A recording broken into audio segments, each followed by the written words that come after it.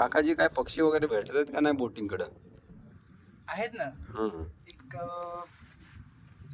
White ब्रोडेड वेक्टेल नावाचा female पक्षी आहे तो. हं, हं. त्याचा बोटिंगचा तिथेच राहतो नेहमी. अरे एक वा. त्याची एक खासियत आहे की त्याला ना एका पायाला नखं नाही आहे अरे. आणि त्यांनी आपल्या बोटिंगच्या तिथेच दरवर्षी ना तो घरटे वगैरे बनवतो तिथे हं, हं, हं. आणि नेहमी तिथेच राहतो.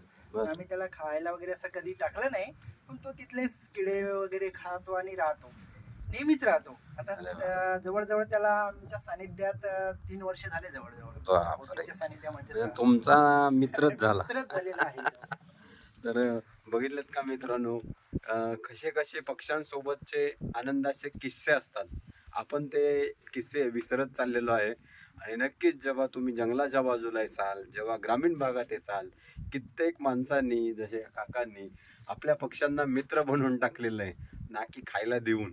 हे मित्रता कशी आहे, त्यांना राहण्यासाठी घरटं, त्याच्या घरट्याला कधी इजा नाही होणार आणि आपल्यामुळं कुठला पक्षी डिस्टर्ब नाही होणार, एक त्याने डिस्टन्स ठेवलेला आहे. तर असा हा तुम्हाला व्हिडिओ नक्कीच कसा वाटला कमेंटमध्ये सांगा.